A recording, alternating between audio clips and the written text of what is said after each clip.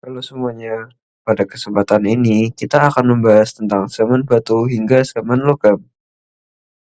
Yang pertama, kita akan membahas tentang zaman batu. Zaman batu adalah masa ketika manusia masih menggunakan alat-alat dari batu sebagai alat utama untuk memenuhi kebutuhan hidupnya. Zaman batu dibagi menjadi 4 zaman. Yang pertama itu zaman Paleolitikum. Adalah zaman batu yang dikenal sebagai zaman batu tua. Berlangsung sekitar 2 juta tahun lalu hingga 10.000 tahun sebelum Masehi. Pada masa ini, manusia purba menggunakan alat dari batu yang masih sangat sederhana dan kasar. Ciri dari zaman Paleolitikum adalah alat yang masih sederhana, hidup berpindah tempat, mengandalkan berburu dan mengumpulkan makanan. Contoh alatnya seperti kapak genggam dan alat serpih. Zaman yang kedua adalah zaman Mesolitikum, yaitu zaman Batu Tengah yang berlangsung sekitar 10.000 tahun hingga 4.000 tahun sebelum Masehi, yaitu masa peralihan antara Paleolitikum dan Neolitikum. Pada masa ini, manusia mulai membuat alat-alat batu yang lebih halus dibanding sebelumnya. Contoh alatnya seperti kapak genggam kecil dan kapak Sumatera. Zaman yang ketiga adalah Neolitikum, yaitu masa akhir zaman batu ketika manusia mulai hidup lebih menetap dan mengolah alam. Pada masa ini, manusia mulai bercocok tanam, beternak, dan membuat alat-alat batu yang diasah halus. Contoh alat di zaman ini adalah kapak persegi dan kapak lonjong.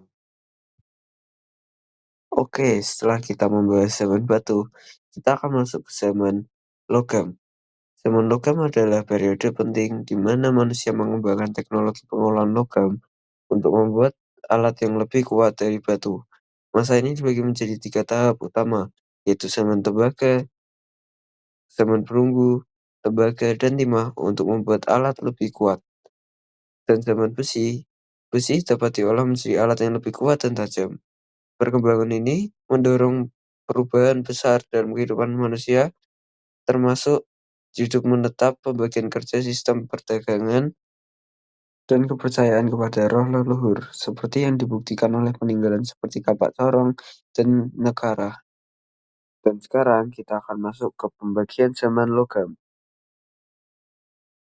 Di zaman logam, terdapat 3 bagian: zaman tembaga, zaman perunggu, dan zaman besi. Zaman tembaga adalah zaman di mana manusia mulai menggunakan tembaga untuk membuat alat sederhana seperti gelang dan kapak kecil. Zaman perunggu, manusia menemukan cara mencampur tembaga dengan timah untuk menghasilkan perunggu yang lebih keras. Alat-alat yang dibuat antara lain kapak, corong, bejana, dan nekara. Di Indonesia ini sering terjadi dikaitkan dengan kebudayaan Dongsong. Zaman besi, tahap paling maju di mana manusia mampu mengolah biji besi menjadi alat-alat yang kuat dan tajam, seperti cangkul, mata baja, pisau, dan pedang. Besi menggantikan perunggu karena lebih mudah didapat dan lebih kuat.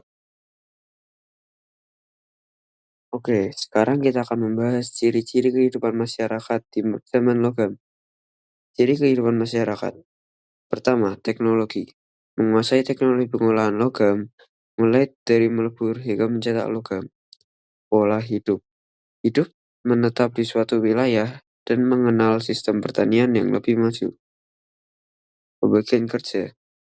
Pembagian kerja ini ada munculnya profesi seperti petani, pedagang, dan tukang logam. Apa yang terjadi tentang perdagangan di situ? Terjadi perdagangan antar daerah di zaman logam. Kepercayaan. Kepercayaan terhadap roh leluhur dan benda logam digunakan dalam upacara keagamaan. Dan yang terakhir, kita akan membahas tentang peninggalan zaman logam. Peninggalan zaman logam di Indonesia. Kapak corong ditemukan di Sumatera, Jawa, dan Sulawesi. Negara perunggu ditemukan di Bali, Alor, dan Selayar. Bejana perunggu ditemukan di Madura. Arca perunggu ditemukan di Bangka dan Trowulan. Dan ini adalah penjelasan tentang zaman batu dan zaman logam. Terima kasih telah menonton, dan kita minta maaf jika ada pemilihan kata yang salah dan tidak benar. Terima kasih.